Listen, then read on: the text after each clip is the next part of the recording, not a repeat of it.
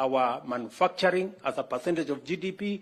And number 4, it will assist us to reverse land fragmentation that is threatening our food security and is threatening land that we are using for our livestock. It is very important. Sio kama tumeelewana. Nimeeleza vizuri sasa Kanjori nafikiri umeshika. So, but it is good. Mimi napenda sana kwamba tunaongeleshana vizuri. Ya mwisho, mimi nataka niseme, nilikuwa nimewaambia niko na mambo manne. Ya mwisho ni mambo ya matibabu. Tumekubaliana ya kwamba, na ni mimi niliwaambia, ya kwamba mambo itakuwa bottom up. Si namna hiyo? Tumekubaliana, Mheshimiwa Governor,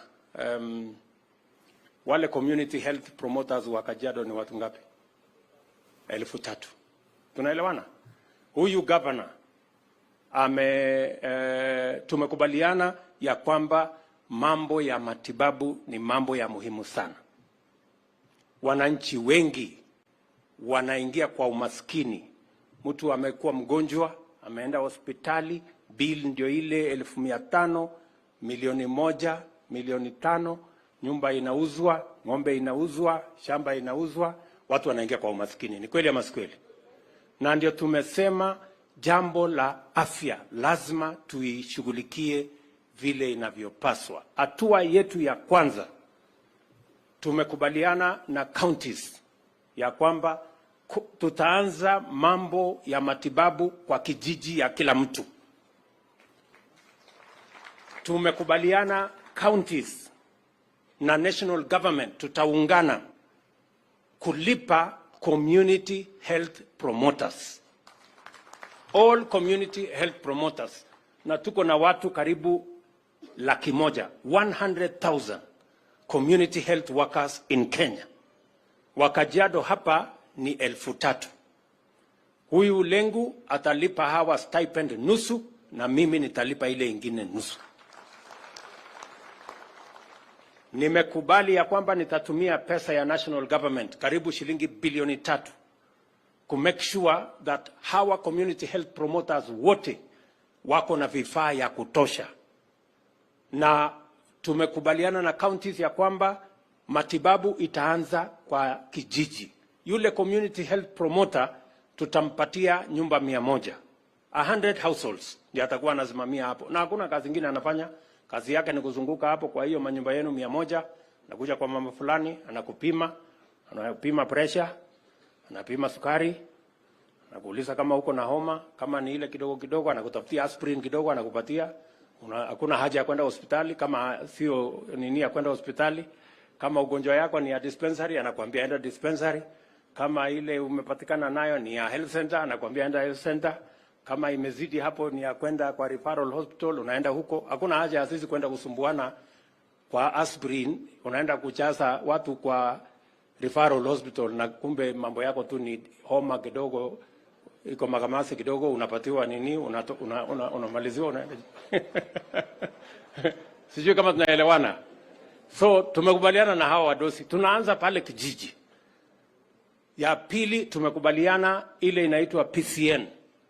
Tutaweka health center, dispensary na level 4 moja pamoja, iwe managed pamoja. Tumekubaliana mambo ya referral. Nimekubaliana na hawa waheshimiwa, mimi nitatafuta vifaa. Lengu akijenga hospitali, mimi nakuja kuweka equipment. Gavana yote akijenga hospitali, tunaweka equipment kwa njia ambayo tumekubaliana, so that we can manage our health. Mimi nataka niulize wabunge, tumeketi chini na counties, walikuwa na mkutano last week na waziri wangu wa afya na wamekubaliana. Sasa tutalete sheria bunge. Governors are going through the law, tutalete sheria bunge, karibu sheria 4 ama 5 ya kusimamia mambo ya matibabu. Sheria ambayo itatusaidia kuendesha sekta hiyo. Tulikubaliana vile vile mambo ya NHIF. Tunaibadilisha na tunalete bunge sheria mpya ya NHIF ili tuteremushe ile malipo watu wa chini wanalipa.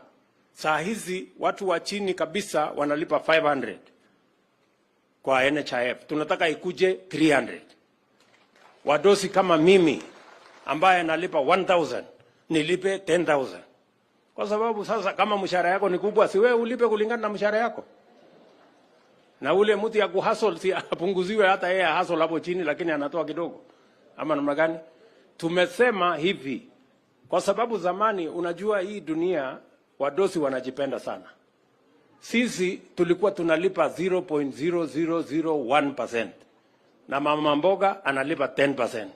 Sasa tumebadilisha, tunasema kila mtu atalipa 2.75%.